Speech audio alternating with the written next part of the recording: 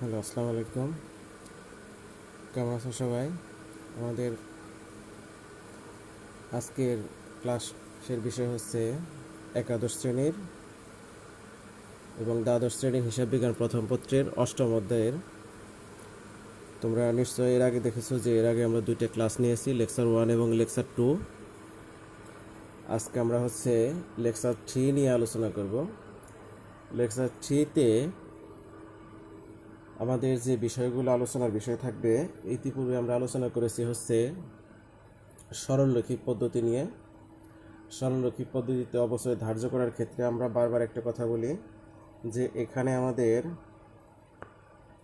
পরীক্ষার মধ্যে যে বিষয়গুলো আসে সেগুলো হচ্ছে ক নম্বরে অবশ্যের হার, অবশ্যযোগ্য মূল্য নির্ণয়, অবশ্যের পরিমাণ নির্ণয় ইত্যাদি ছোটোখাটো বিষয়গুলো। খ এবং গ নম্বরে জাবেদা এবং খতিয়ান নিয়ে আলোচনা করা হয়। অনেক সময় জাবেদা পরীক্ষার মধ্যে প্রশ্নের মধ্যে চাওয়া হয়, অনেক সময় সরাসরি খতিয়ানের মধ্যে চলে যায়।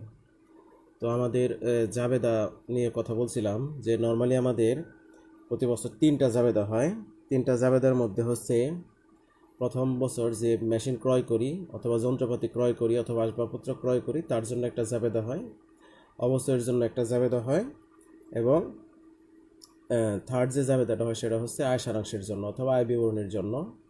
আর যদি মেশিন আমরা ক্রয় না করি যে বছরে, সেই বছরের জন্য জাবেদা হবে 2টা, অথবা অবসর সংক্রান্ত জাবেদা হবে কয়টা? 2টা।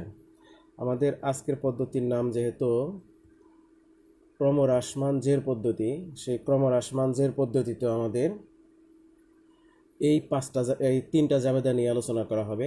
শুধুমাত্র ফরম্যাটের মধ্যে জাবেদার টাকা বসানোর ক্ষেত্রে আমাদের একটু পার্থক্য হবে, যেটা আমরা আজকে একটা উদাহরণের সাহায্যে তোমাদের ব্যাখ্যা করে দিতে চেষ্টা করব। তো তার আগে আমরা একটু ক্রমহ্রাসমান জের পদ্ধতি কি সেটা সম্পর্কে একটু জেনে নেই। তুমি মনে করো যে একটা মেশিনের ক্রয় মূল্য 1 লক্ষ টাকা এবং অবশ্যের হার কত পার্সেন্ট? 10%। তাহলে আমার প্রথম বছরের অবশ্যই কত টাকা হবে? 1 লক্ষ গুণন কত পার্সেন্ট? 10%। কত টাকা হয়? 10,000 টাকা। আমি যখন দ্বিতীয় বছর অবশ্যই বের করতে যাব তখন কিভাবে বের করতে হবে? 1 লক্ষ টাকা ছিল মেশিনের ক্রয় মূল্য, সেটা থেকে আমাদের কি করতে হবে? প্রথম বছরের যে 10,000 টাকা অবশ্যই ছিল সেই 10,000 টাকা বাদ দিতে হবে। বাদ দেওয়ার পরে যা থাকে তার নাম কি আমাদের 90,000 টাকা। অর্থাৎ মেশিনের বইমূল্য থাকে কত টাকা? 90,000 টাকা। সেই 90,000 টাকার উপর আবার 10% ধরতে হবে। 90,000-এর 10% কত হয়? 9,000 টাকা।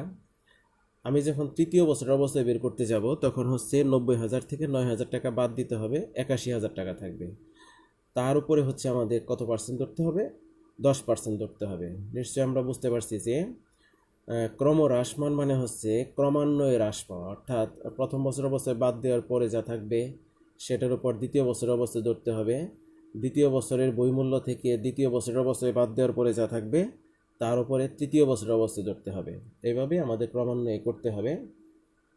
আর এখানে সরলরৈখিক পদ্ধতির সাথে বেসিক্যালি একটা জায়গায় একটু পার্থক্য আছে, সেটা হলো যে অবশ্যের হার বের করার ক্ষেত্রে আমাদের সরলরৈখিক পদ্ধতি একটা নিয়ম আমরা শিখেছিলাম, সেটা 100% ডিভাইডেড বাই আয়ুষ্কাল। কি শিখেছিলাম? অবশ্যের হার সমান 100% অথবা 100% ডিভাইডেড বাই আয়ুষ্কাল। এখানে শুধুমাত্র একই ফরম্যাট থাকবে, 100% ডিভাইডেড বাই আয়ুষ্কাল, ডিভাইডেড বাই ইন্টু থাকবে কত? 2। মাঝখানে ইন্টুতে কত থাকবে? 2। কারণটা এই সরলরৈখিক পদ্ধতির আরেকটা নাম আছে, তার নাম কি আমাদের দ্বিগুণ ক্রমহ্রাসমান জের পদ্ধতি।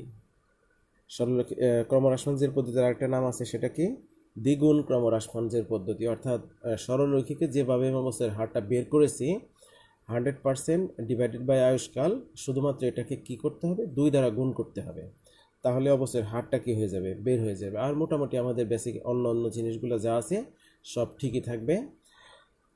এর আগে আমরা 3টা সৃজনশীল প্রশ্ন নিয়ে কথা বলেছি। কিছু অঙ্ক আমি করে দিয়েছিলাম, কিছু হোম টাস্ক দিয়েছিলাম। আজকে আমরা সৃজনশীল প্রশ্ন 4 নিয়ে কথা বলবো। স্ক্রিনে আমাদের একটা প্রশ্ন দেখা যাচ্ছে, একটু লক্ষ্য করো সবাই। মিস্টার শফিক 2017 সালের 1 জানুয়ারি তারিখে 3,25,000 টাকা একটা আসবাবপত্র ক্রয় করেন। 2017 সালে, এখানে তারিখগুলা এবং সালগুলা খুব মনোযোগ সহকারে খেয়াল রাখবে। 2017 সালের 1 জানুয়ারি তারিখে 3,25,000 টাকার একটা মেশিন ক্রয় করেন। আসবাবপত্রটির আনুমানিক আয়ুষ্কাল কত বছর? 5 বছর এবং ভগ্নাবশেষ মূল্য 25,000 টাকা। মিস্টার শফিক প্রতি বছর 31 ডিসেম্বর তারিখে হিসাব বন্ধ করেন এবং ক্রমহ্রাসমান জের পদ্ধতিতে অবশ্যই ধার্য করেন। এটা হচ্ছে আমাদের কোশ্চেন।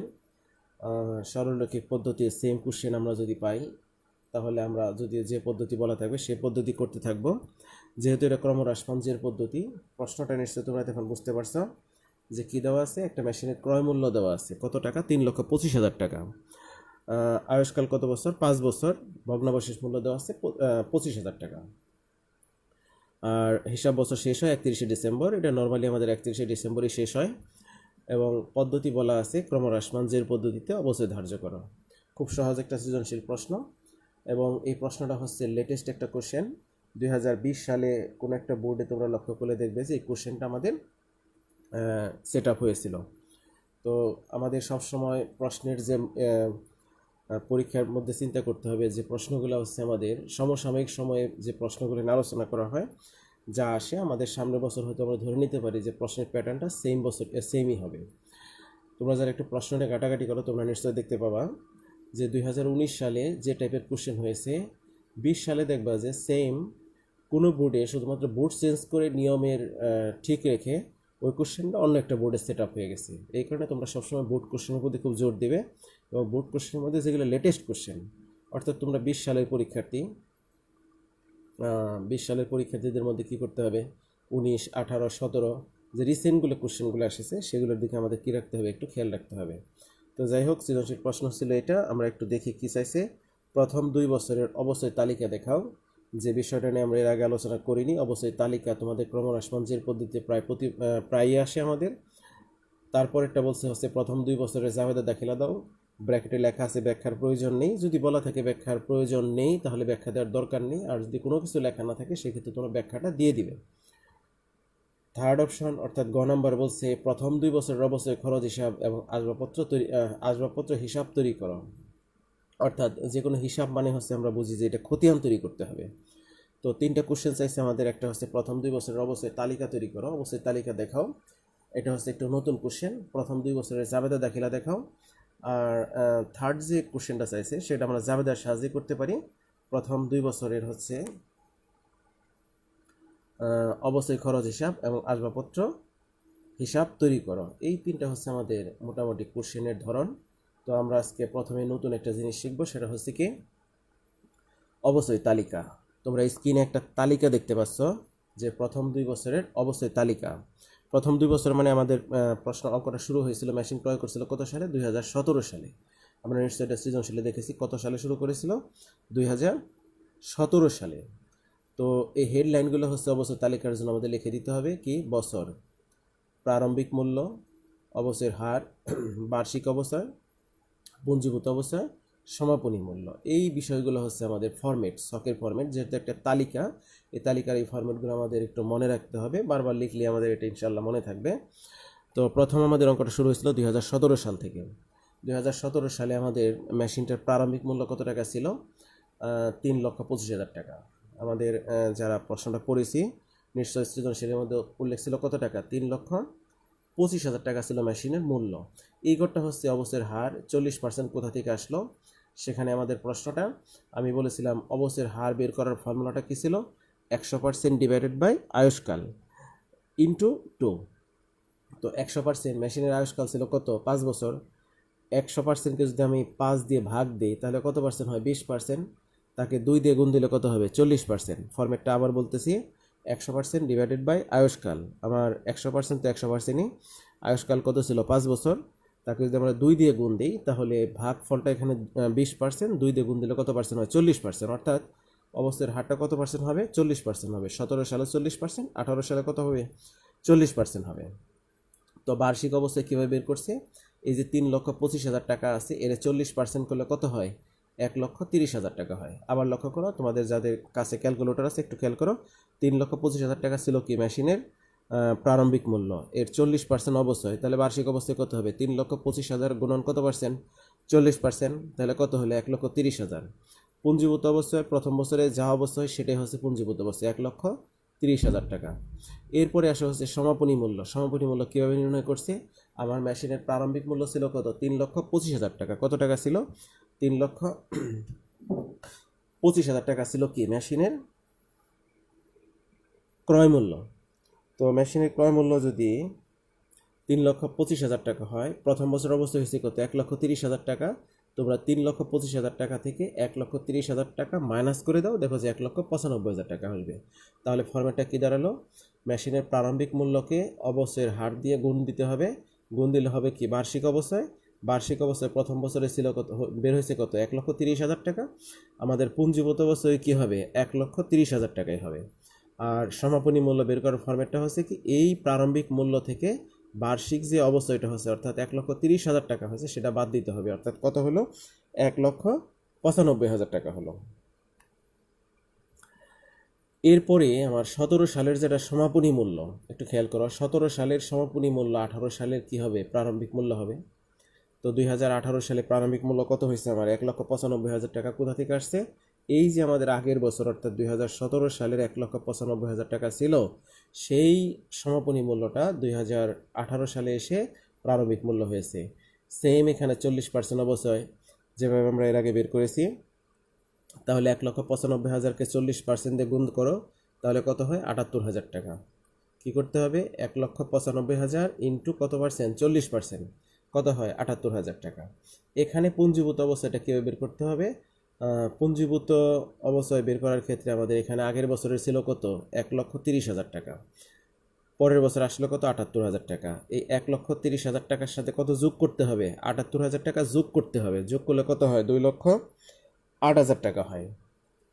তাহলে এখানে যে 90,000, এই যে বার্ষিক অবস্থায় 78,000 টাকা আছে সেটা মাইনাস করতে হবে। মাইনাস করলে কত হয়? 1,17,000 টাকা হয়। 1 লক্ষ কত হবে? 17,000। অর্থাৎ আমরা কি দেখতে পেলাম?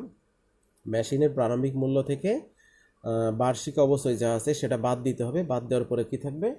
মেশিনের সমাপনী মূল্যটা থাকবে। তাহলে এটা হচ্ছে আমাদের ক নাম্বারের উত্তর।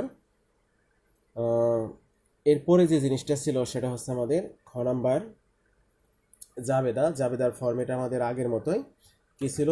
মিস্টার শফিকের জাবেদা দাখিলা। জাবেদার একটা ছক আমরা দেখতে পাচ্ছি স্ক্রিনের মধ্যে। আমরা আগের দিনের যেভাবে জাবেদা করছি, যে কয়টা জাবেদা ছিল ঠিক ওই কয়টা জাবেদা আমাদের কপি পেস্ট করতে হবে। তো শুধুমাত্র এখানে একটু লক্ষ্য রাখতে হবে, আমি মেশিনটা ক্রয় করছি কত সালে? মেশিন ক্রয় করেছি 2017 সালের জানুয়ারি মাসের 1 তারিখে। কত সালে? 2017 সালের জানুয়ারি মাসের 1 তারিখে। তো আমার প্রথম অবস্থাটা কি হবে? ক্রয়ের জন্য আসবাবপত্র হিসাব ডেবিট, নগদান হিসাব ক্রেডিট। যদি এখানে মেশিন থাকতো আমরা মেশিন দিতাম, যদি আমাদের এখানে যন্ত্রপাতি থাকতো আমরা যন্ত্রপাতি দিতাম। যেহেতু এখানে স্পষ্ট কোশ্চেনের মধ্যে লেখা আছে আসবাবপত্র হিসাব, তখন জাবেদারা কি হবে? আসবাবপত্র হিসাব ডেবিট আর নগদান হিসাব কি হবে? ক্রেডিট। কত টাকা দিয়ে মেশিনটা ক্রয় করেছিলাম? 3,25,000 টাকা দিয়ে। কত টাকা? 3,25,000 টাকা। যদি এটা ব্যাংকের সাহায্যে চেকের মাধ্যমে ক্রয় করতাম, তখন জাবেদা হতো কি? আসবাবপত্র হিসাব ডেবিট, ব্যাংক হিসাব ক্রেডিট। যদি এটা আমি বাকিতে ক্রয় করতাম, সেক্ষেত্রে কি হতো? আসবাবপত্র হিসাব ডেবিট, প্রদেয় হিসাব ক্রেডিট। টাকা হতো কত আমাদের? সেই 3,25,000 টাকা। আমাদের দ্বিতীয় জাবেদা কিন্তু সেম, ডিসেম্বর 31 এটা হবে, কারণ অবশ্যই এটা হলো বছর শেষে অথবা নির্দিষ্ট সময় শেষে। তো জাবেদারা কী ছিল? অবশ্যই খরচ হিসাব ডেবিট, পুঞ্জীভূত অবশ্যই হিসাব ক্রেডিট। 1 লক্ষ কত হয়েছে? 30,000 টাকা। এই 1,30,000 টাকা কোথা থেকে আসছে? এই যে ছকের ভিতরে ক নাম্বারে তোমরা একটু লক্ষ্য করো, বার্ষিক অবস্থা 2017 সালে কত বেরোয়ছিল? 1,30,000 টাকা। আর দ্বিতীয় বছর কত বেরোয়ছিল? 78,000 টাকা। এটা একটু মনে রাখবা, কারণ জাবেদা এটা বারবার আমাদের কাজে লাগবে। আমাদের প্রথম বছর অবস্থা হয়েছিল কত? 1,30,000 টাকা। দ্বিতীয় বছর অবস্থা হয়েছে কত? 78,000 টাকা। তাহলে আমাদের এখানে নিশ্চয়ই দেখতে পাচ্ছ যে অবশ্যই করে এখানে কত টাকা পড়ছে? 1,30,000 টাকা। থার্ড যে জাবেদাটা ছিল আয় সারাংশ হিসাব ডেবিট, অবশ্যই খরচ হিসাব কী ছিল? ক্রেডিট। ডিসেম্বর 31 তারিখ দিয়ে কী লিখতে হবে? আয় সারাংশ হিসাব ডেবিট অথবা আয় বিবরণী হিসাব ডেবিট, আর অবশ্যই খরচ হিসাব কী হবে? ক্রেডিট। টাকা কত? সেই 1,30,000 টাকা। আমাদের সেম যে টাকাটা বের হয়েছিল 1,30,000 টাকা প্রথম বছরের, আমরা জানি যে এই অবশ্যই খরচ হিসাব, পুঞ্জীভূত অবশ্যই হিসাব, আয় সারাংশ হিসাব, অবশ্যই খরচ হিসাব, এখানে সমপরিমাণ টাকা কি হবে? বসবে, কারণ যে পরিমাণ টাকার অবশ্যই হয়েছে আয় সারাংশে ঠিক সমপরিমাণ টাকাই হবে। আমাদের যেহেতু প্রথম 2 বছর বলছে, এবার 2018 সাল, আমাদের 18 সালে যেহেতু মেশিন ক্রয় করিনি, এই কারণে এই প্রথম জাবেদাটা এখানে হবে না, শুধুমাত্র শেষের 2টা জাবেদা 17 সালের এই 2টা জাবেদা এখানে হবে। কি? অবশ্যই খরচ হিসাব ডেবিট, পুঞ্জীভূত অবশ্যই হিসাব কি হবে? ক্রেডিট। আমি আবার বলতেছি, অবশ্যই খরচ হিসাব কি হবে? ডেবিট, আর পুঞ্জীভূত অবশ্যই হিসাব কি হবে? ক্রেডিট। এখানে টাকা কত? 78,000 টাকা, কারণ দ্বিতীয় বছরের আমাদের টাকা বের হয়েছিল কত? 78,000 টাকা। দ্বিতীয় বছরের অবশ্যই আমাদের ক নম্বর প্রশ্নের ওখানে লেখা আছে স্পষ্ট, বার্ষিক অবসর ঘরে কত টাকা ছিল? 78,000 টাকা ছিল। সেম কাজ ডিসেম্বর 31 দিয়ে আয় সারাংশ হিসাব ডেবিট, আর অবশ্যই খরচ হিসাব কী ছিল? ক্রেডিট। টাকা হবে কত এখানে আমাদের? এই 78,000 টাকাই হবে। তাহলে আমরা এতক্ষণে নিশ্চয়ই দেখতে পাচ্ছি যে জাবেদায় কী লিখতে হবে। জাবেদার ক্ষেত্রে আমাদের সরলরৈখিক পদ্ধতিতে এবং হচ্ছে ক্রমহ্রাসমঞ্জের পদ্ধতিতে সেম জাবেদা হবে, শুধু টাকার ক্যালকুলেশনটা আমাদের কি করতে হবে? একটু ভিন্ন করে লিখতে হবে। আমাদের ঘ নাম্বার কোশ্চেনটা তোমাদের মনে আছে কিনা একটু লক্ষ্য করে আসি আমরা। এখানে কি লেখা ছিল? প্রথম 2 বছরের অবশ্যই খরচ হিসাব ও আসবাবপত্র হিসাব তৈরি করো। কি লেখা ছিল? প্রথম 2 বছরের অবশ্যই খরচ হিসাব ও আসবাবপত্র হিসাব তৈরি করো। তো এখানে আমরা যার খতিয়ান তৈরি করব জাবেদার করে, অর্থাৎ খ নম্বরে আমাদের দেখতে হবে যে এই অবশ্যই খরচ হিসাব আর আসবাবপত্র হিসাব কোথায় কোথায় লেখা আছে। আসবাবপত্র লেখা আছে এক জায়গার মধ্যে। কোন জায়গার মধ্যে লেখা আছে? শুধুমাত্র 2017 সালের জানুয়ারি মাসের 1 তারিখে। কিন্তু অবশ্যই খরচটা আমরা লক্ষ্য করছি এটা কয়েকবার লেখা আছে। এখানে লেখা আছে, এখানে লেখা আছে 18 সালে, এখানে এখানে সব জায়গায় কিন্তু অবশ্যই খরচটা লেখা আছে। অর্থাৎ এর খতিয়ানটা যখন আমরা করব, একটু লক্ষ্য করে আমরা আগের দিন টি সকে অর্থাৎ যে ইটা ছিল সনাতন পদ্ধতি, সেইভাবে আমরা অবশ্যই খতিয়ান তৈরি করেছি। আজকে আমরা হচ্ছে জেড সক অর্থাৎ আধুনিক সকের মধ্যে আমরা কি করব? খতিয়ান তৈরি করব। আমাদের যদিও প্রশ্নপত্র উল্লেখ থাকে না, কিন্তু অনেক সময় এটা উল্লেখ করে যদি দেয় তাহলে আমাদের 2টা পদ্ধতি কি করতে হবে? শিখে রাখতে হবে। তো একটু জেড সকে আমাদের সকটা দেখো। জেড সকের ক্ষেত্রে আমাদের এখানে কি লেখা আছে? তারিখ, এরপরে লেখা আছে কি? বিবরণ। তারিখের পরে কি লেখা আছে? বিবরণ। তারপরে কি থাকে? জাবেদা পৃষ্ঠা। এরপরে ডেবিট টাকা, ক্রেডিট টাকা। কি লেখা থাকে? ডেবিট টাকা, ক্রেডিট টাকা। এরপরে কি লেখা থাকে? কি? জেরের ঘরে। জেরের ঘরে কি থাকে? ডেবিট, আর এখানে লেখা থাকে কি? ক্রেডিট। একটু লক্ষ্য করো, আমাদের খতিয়ানের যে শখটা আমরা এর আগে অনেকবার শিখেছি, সেই নবম দশম শ্রেণী থেকে আবার ইন্টারমিডিয়েটে আমাদের প্রথম দিকের যে 2টা অধ্যায় আছে সেখানে আমরা খতিয়ান কিন্তু শিখেছি। তো 2017 সালে আমাদের যেহেতু এখানে লেখা আছে কি?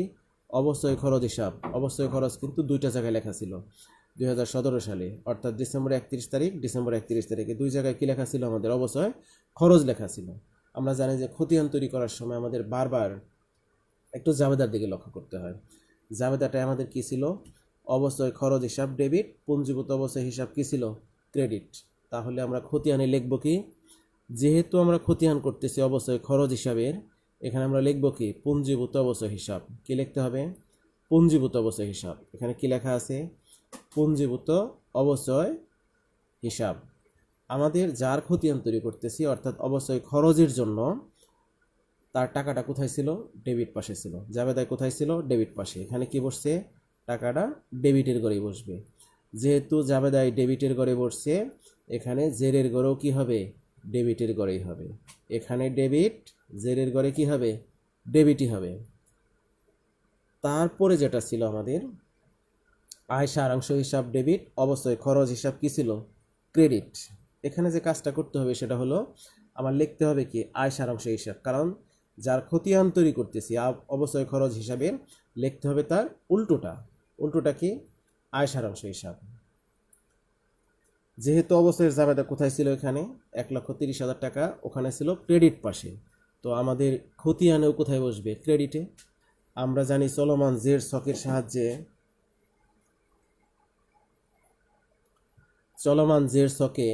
আমার জেরের ঘরে যদি টাকা ডেবিট হয় এবং ডেবিট ক্রেডিটের এখানে যদি ক্রেডিট হয় তাহলে যোগ বিয়োগ করতে হবে। আর যদি মিলে যায় মানে এখানে জেরেরটা ডেবিট, এখানে টাকা ছিল ডেবিট, তাহলে যোগ করতে হবে। জেরের ঘরে ক্রেডিট, এখানে ক্রেডিট যোগ করতে হবে, এখানে ডেবিট এখানে ক্রেডিট, অথবা এখানে ক্রেডিট আর এখানে কি হবে ডেবিট, তখন কি করতে হবে বিয়োগ করতে হবে। অর্থাৎ যদি একই জায়গায় ব্যালেন্স থাকে জেড থাকে এবং এখানে টাকা থাকে মূল এর মধ্যে খতিয়ানের মধ্যে, তাহলে টাকাটা মিলে গেলে যোগ করতে হবে, আর যদি বিপরীত থাকে তাহলে কি করতে হবে বিয়োগ করতে হবে। এখানে টাকা ছিল কত জেরে 1,30,000 টাকা, আর এখানে আমাদের কত ছিল 1,30,000, তাহলে এটার সাথে কি হয়েছে অমিল, সরি এখানে ডেবিট এখানে ক্রেডিট, যেহেতু দুইটা টাকা মিলে গেছে এখানে কি হবে ড্যাশ হবে। আমার 18 সালে সেম কাজটা করতে হবে। 18 সালে যেহেতু 17 সালে জাবেদা এবং 18 সালের জাবেদা কি আছে মিল আছে, এই কারণে টাকাটা কি করতে হবে এখানে শুধুমাত্র টাকার ঘরটা ভিন্ন হবে। এখানে টাকা ছিল কত 78,000, আমার এখানে জেরের ঘরটা যদি একটু উপরের দিকে উঠে গেছে নিচের দিকে নেমে গেছে আমাদের, এই টাকাটা হবে এখানে। সরি আমরা একটু ক্যালকুলেশন ঠিক করে দিচ্ছি।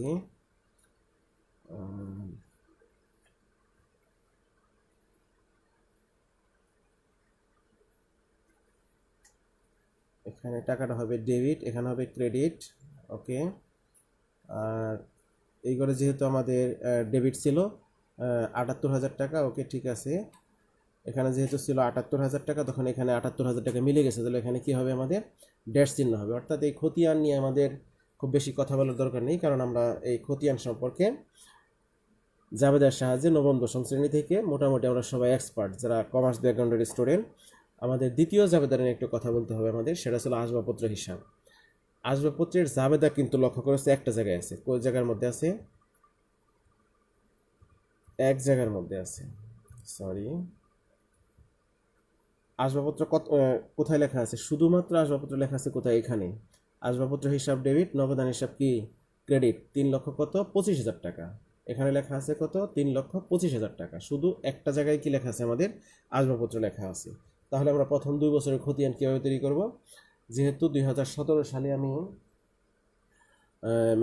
আসবাবপত্র ক্রয় করেছি, তখন জাবেদার ছিল কি আসবাবপত্র হিসাব ডেবিট নগদান হিসাব ক্রেডিট। তো এখানে লিখতে হবে কি নগদান হিসাব, টাকা বসবে কোন করে 3,25,000 টাকা কোন করে বসবে ডেবিটের করে, কারণ ওখানে আসবাবপত্র ছিল ডেবিট, এই কারণে টাকা বসছে কোথায় ডেবিটের করে, জেরের ঘরেও কি হবে ডেবিট হবে। তো এখানে আমাদের 18 সালে তো এই নামে কোনো জাবেদা ছিল না আসবাবপত্র নামে, তাহলে এই জেডটা কোথায় চলে আসবে এখানে চলে আসবে ব্যালেন্স নামে আসবে জানুয়ারি মাসের 1 তারিখে। এই যে টাকাটা ছিল এই টাকাটাই হচ্ছে এখানে আমাদের সরাসরি জেরের ঘরে বসবে, কারণ ওখানে যদি ডেবিট হয় এখানেও ডেবিটের ঘরে টাকাটা বসবে। 17 সালে যদি ক্রেডিট থাকতো তাহলে আমাদের এখানেও কি হতো ক্রেডিটের ঘরে টাকাটা বসতো। একটা বিষয় তোমরা লক্ষ্য করবে যে জাবেদার ক্ষেত্রে বেসিক্যালি কোনো পার্থক্য নেই, শুধুমাত্র ক্যালকুলেশনে কিছু পার্থক্য আছে, ক্যালকুলেশনটা আমরা আজকে মনে হয়েছে দেখিয়ে দিয়েছি। তারপরে জাবেদা যদি আমাদের হাতে থাকে তাহলে আমাদের খতিয়ানে কিন্তু খুব বেশি সমস্যা হয় না। তো আমাদের অধ্যায়টা খুবই ইজি, কারণটা হচ্ছে এখানে একই প্যাটার্নের কোশ্চেনগুলো পরীক্ষার মধ্যে সেট আপ হয়। জাবেদায় মিল আছে, খতিয়ানে মিল আছে, শুধুমাত্র ক্যালকুলেশনে কিছু জায়গায় আমাদের টুকটাক ডিফারেন্স আছে। বিভিন্ন পদ্ধতি সরলরৈখিক পদ্ধতির মধ্যে, ক্রমহ্রাসমানজের পদ্ধতির মধ্যে, উৎপাদন পদ্ধতির মধ্যে, আর একটা ছিল আমাদের বর্ষা সংখ্যার সমষ্টি পদ্ধতির মধ্যে। তো সেইখানে আমরা একটু পর্যায়ক্রমিকভাবে চেষ্টা করব। আশা করি তোমরা প্রশ্নটা বুঝতে পেরেছো। আমরা হচ্ছে একটু হোমওয়ার্কের মধ্যে চলে যাব। হোমওয়ার্কটা কী ছিল আমাদের, সৃজনশীল প্রশ্ন হচ্ছে 5। স্ক্রিনে তোমরা একটা প্রশ্ন লক্ষ্য করো, প্রশ্নটা হচ্ছে একটু সবাই লক্ষ্য করো। মিস্টার আনিস 2015 সালের 1 জানুয়ারি তারিখে 80,000 টাকায় একটা মেশিন ক্রয় করে। প্রশ্নটা আগেরটার মতোই, মেশিনটির আনুমানিক আয়ুষ্কাল কত বছর 10 বছর এবং ভগ্নাবশেষ মূল্য কত 5,000 টাকা। সেম আগের কোশ্চেনের সাথে মিল আছে। মেশিনের ক্রয় মূল্য কত 80,000 টাকা, আয়ুষ্কাল কত বছর 10 বছর এবং ভগ্নাবশেষ মূল্য কত 5,000 টাকা। আমি আরেকটা কথা বলে নেই, ক্রমহ্রাসমানজের পদ্ধতিতে ভগ্নাবশেষ মূল্যের তেমন কোনো কাজ আমাদের করতে হয় না, একটা জায়গায় করতে হয়, যেটা আমরা আগামী ক্লাসে তোমাদের এই ভগ্নাবশেষ মূল্যের একটা জায়গায় শুধু ব্যবহার করতে হয়, সেই ব্যবহারটা নিয়ে একটু কথা বলবো। আপাতত ভগ্নাবশেষ মূল্যের কোনো কাজ নিয়ে আমরা কথা বলবো না। মিস্টার আনিস প্রতি বছর 31 ডিসেম্বর তারিখে হিসাব বন্ধ করে এবং ক্রমহ্রাসমান জের পদ্ধতিতে অবশ্যই ধার্য করে। তোমরা প্রশ্নটা সবাই দেখতে পাইছো। প্রথম অপশনটা বলছে ক্রমহ্রাসমান জের পদ্ধতিতে অবশ্যের হার নির্ণয় করো। অবশ্যের হারের ক্ষেত্রে আমি ফর্মুলাটা কি বলে দিয়েছিলাম, 100% ডিভাইডেড বাই আয়ুষ্কাল ইন্টু 2। আমরা প্রশ্নের উত্তরটা মুখে মুখে পাই। 100% ডিভাইডেড বাই আয়ুষ্কাল। আয়ুষ্কাল কত বছর? 10 বছর। আয়ুষ্কাল এখানে কত বছর দেওয়া আছে? 10 বছর দেওয়া আছে। তো 100%কে যদি 10 দিয়ে ভাগ দিই তাহলে কত হয়? 10%। তাকে 2 দিয়ে গুণ দিলে কত পার্সেন্ট হয়? 20%। উত্তরটা কিন্তু এখানে দেওয়া আছে কত পার্সেন্ট? 20%। এরপরটা বলছে প্রথম 2 বছরের অবশ্যই তালিকা ও মেশিন হিসাব তৈরি করো। কি লেখা আছে? প্রথম 2 বছরের অবশ্যই তালিকা। অবশ্যই তালিকা কিন্তু আমরা এর আগে সৃজনশীল প্রশ্ন 4-এ করে এসেছি ক নম্বরে। সেই প্রশ্নটা এখানে খ নম্বরে এসেছে। এটা একটা বোর্ডের কোশ্চেন। তারপরে লেখা আছে মেশিন হিসাব তৈরি করো। মেশিন হিসাবের খতিয়ান কিন্তু আমরা কিছুক্ষণ আগে করে এসেছি। যদি তোমাদের খ নম্বরে মেশিনের খতিয়ান তৈরি করতে সমস্যা হয় তাহলে আমরা গ নম্বর কোশ্চেন একটু দেখে আসবো। গ নম্বরে বলছে কি প্রথম 2 বছরের প্রয়োজনীয় জাবেদা দাখিলা দাও। তোমরা কি করবা? গ নম্বরের কোশ্চেনটার অ্যান্সার আগে করবা, তারপরে তোমরা কি চেষ্টা করবা ওই যে খর যে দ্বিতীয় অংশ মেশিন হিসাব তৈরি করো সেটা করবা। অর্থাৎ তার জন্য একটু জায়গা গ্যাপ রাখবা খ নম্বরে। যখন গ নাম্বার কমপ্লিট করবা তখন খ নাম্বার তোমরা কি করবা? শেষ করে আসবা, কমপ্লিট করে আসবা। আর যারা বুঝতে পারবা যেহেতু এটার জন্য জাবেদা একটাই হয়, কোনো সমস্যা হওয়ার কথা না ইনশাল্লাহ। তোমাদের এই প্রশ্নটা আরেকটু ভালো করে তোমরা লক্ষ্য করো, প্রয়োজনে স্ক্রিনশট দিয়ে রাখবে। এই প্রশ্নটা তোমাদের খুব কমন একটা কোশ্চেন, ক্রমহ্রাসমান জের পদ্ধতির। এটা পরীক্ষায় অনেকবার এই টাইপের কোশ্চেন আসে। এটা তোমাদের বাসার কাজ থাকবে। আর বাসার কাজগুলো তোমাদের প্র্যাকটিস করতে হবে একটু বেশি বেশি, কারণ আমরা মূল ক্লাসে কবে ফিরে যেতে পারবো জানি না। আমাদের আপাতত এইভাবে ক্লাসগুলো চালিয়ে যেতে হবে। তো যারা বাসায় কাজগুলো করবে তারা একটু চেষ্টা করবে গ্রুপে দিয়ে রাখতে, যাতে অন্যরা সেগুলো দেখে সমাধান করতে পারে। সবাই ভালো থাকো। আল্লাহ হাফেজ।